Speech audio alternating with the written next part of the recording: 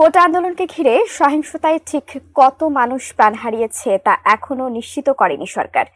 এবারে সহিংসতায় আন্দোলনকারী শিক্ষার্থীরা যেমন নিহত হয়েছে, তেমনি নিহত হয়েছে অনেক নিরীহ মানুষ ও পুলিশ সদস্যরাও। আন্দোলনের এই সহিংসতায় পুলিশের গুলিতে প্রাণ হারিয়েছে এক পুলিশ সদস্যের 17 বছরের সন্তান। কিভাবে সেই হৃদয় বিদারক ঘটনা ঘটল, সেই চিত্রই উঠে এসেছে ইংরেজি দৈনিক দ্য ডেইলি স্টারের একটি প্রতিবেদনে। সেই প্রতিবেদনটি তুলে ধরেছেন সহকর্মী মোহাম্মদ সোহাগ বিশ্বাস।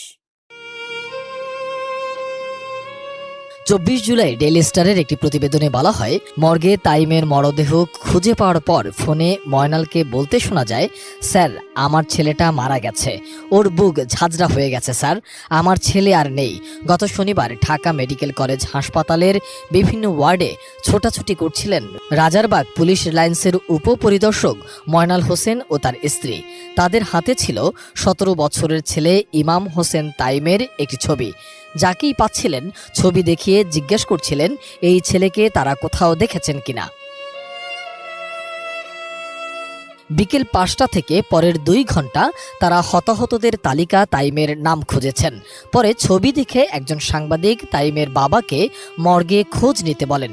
সঙ্গে সঙ্গে জরুরি বিভাগের লাশ ঘরের উদ্দেশ্যে দৌড়ে যান তিনি। একজন লাশ ঘরের দরজা খুলে দিলে ভেতরে ঢোকেন তারা। সেখানে পড়েছিল রক্তে ভেজা ছড়া গুলিবিদ্ধ তাইমের নিথর দেহ। ছেলের মরদেহ দেখে স্তব্ধ হয়ে যান ময়নাল হোসেন। তার স্ত্রী মেঝেতে পড়ে মূর্ছা যাওয়ার আগে চিৎকার করে বলছিলেন, ও আল্লাহ, আমার পোলারে কে মারলো? তুই আমারে না বইলা কেন বাইরে হয়েছিলি?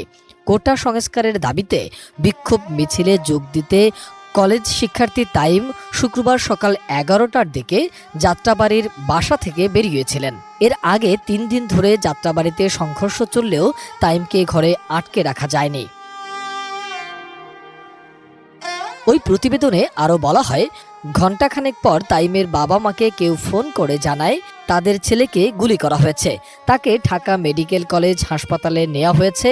ময়নাল বলেন, কোটা সংস্কারের দাবিতে আন্দোলন শুরু হলে আমার ছোট ছেলে তাতে যোগ দেয়। তাকে শুরু থেকেই না করেছিলাম আন্দোলনে যেতে, কারফিউর মধ্যে তাকে বের হতেও না করেছিলাম, কিন্তু আমার কথা শোনেনি।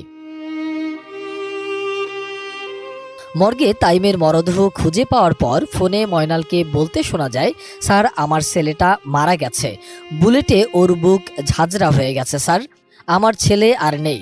তিনি প্রশ্ন রেখে তাকে বলেন, একজনকে মারতে কতগুলো গুলি লাগে স্যার? ছেলে গুলিবিদ্ধ জানিয়ে ঊর্ধ্বতন কর্মকর্তার কাছ থেকে ছুটি নিয়ে এসেছিলেন ময়নাল। ফোনে কথা বলার সময় অপর প্রান্তে কে ছিলেন তা নিশ্চিত করেনি ডেইলি স্টারের ওই প্রতিবেদনে। শুধু ইমাম হোসেন নয়, বাসায় থেকেও গুলিবিদ্ধ হয়ে মৃত্যুর ঘটনাও ঘটেছে এই আন্দোলনে। মোহাম্মদ সোহাগ বিশ্বাস, এটি নিউজ, ঢাকা।